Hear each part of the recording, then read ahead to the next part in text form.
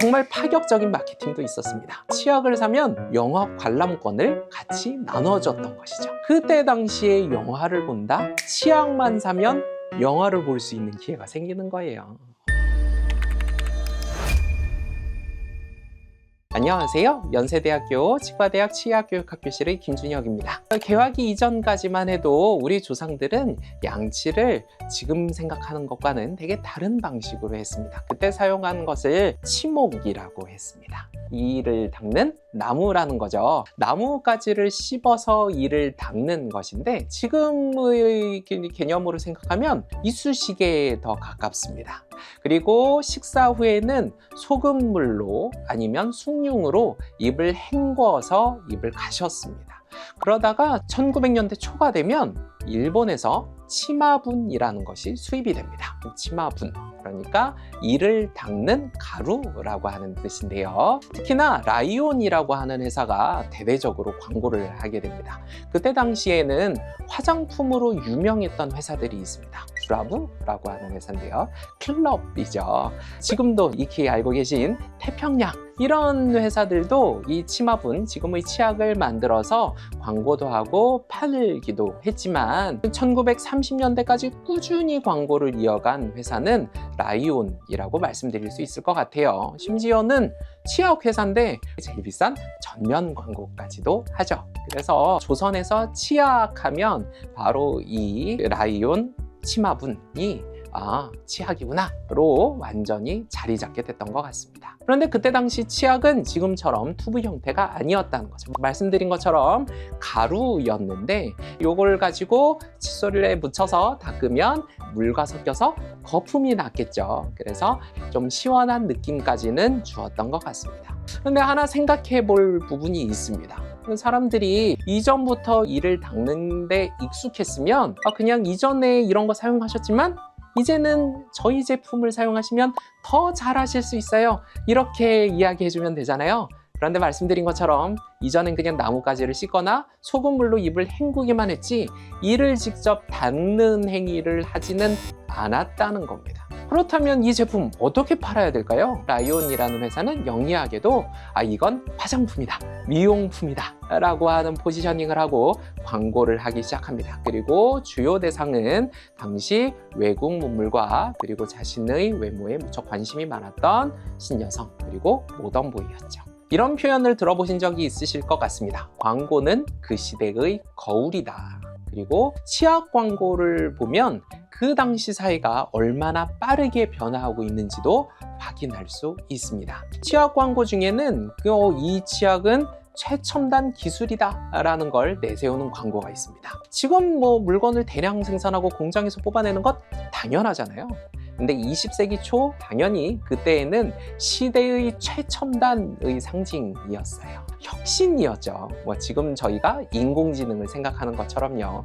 광고 전략 되게 다양하게 활용을 하는데요. 예를 들면 치약이 무엇이냐라고 했을 때 3가지 점을 내세우는 겁니다. 하나는 위생, 다른 하나는 실용, 세 번째는 뭘까요? 취미입니다. 재밌는 전략이라고 생각해요. 이를 닦는 건 이거 위생적인 거, 사람들한테 좋은 이미지를 주고 이를 닦았을 때 여러 가지 효과를 가져오니까 실용적인 거. 근데 이게 취미다 말씀드린 것처럼 사람들은 그때 치약이 뭔지, 이를 닦는 것이 무엇인지에 대해서 명확하게 이미지가 잡힌 상황이 아니었다는 거죠. 그런데 이게 취미 활동이고 즐길 수 있는 일이라고 사람들에게 이야기해주면 사람들은 내가 이걸 재밌게 해볼 수 있는 일이고 심지어는 이 주제를 가지고 다른 사람들이랑 이야기도 해볼 수 있겠네 라는 생각을 하게 된다는 겁니다. 또 치아 미백, 물론 지금처럼 이를 하얗게 만드는 거 말고요. 그때 당시에 아무래도 이를 닦지 않은 사람들은 기본적으로 이는 좀 노란색이겠지? 라고 생각을 했을 텐데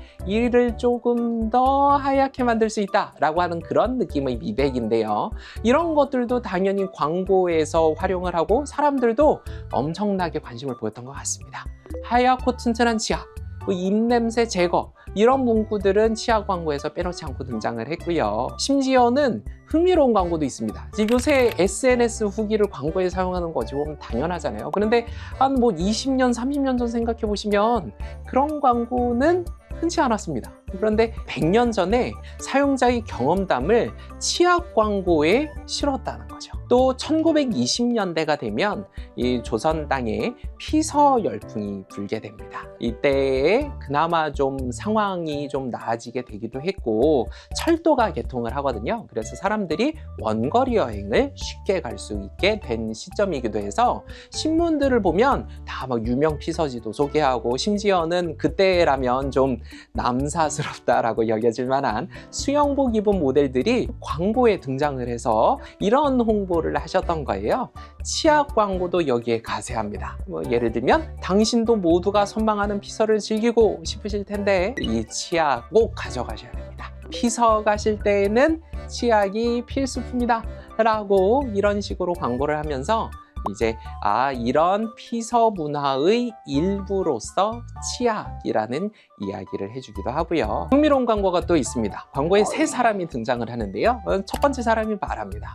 현대의 여성미는 건강미예요. 그러니까 두 번째 사람이 받아서 얘기하죠. 맞아요. 온실의꽃처럼 연약한 아름다움은 이제 그만. 그러니 세 번째 사람이 해결책을 제시합니다. 건강미를 원하세요? 라이온 치마분으로 이를 닦아야죠. 세 사람은 테니스 라켓을 든 모던 걸의 이미지를 제시합니다. 이 광고 지금 봐도 상당히 세련된 모습을 하고 있는데요.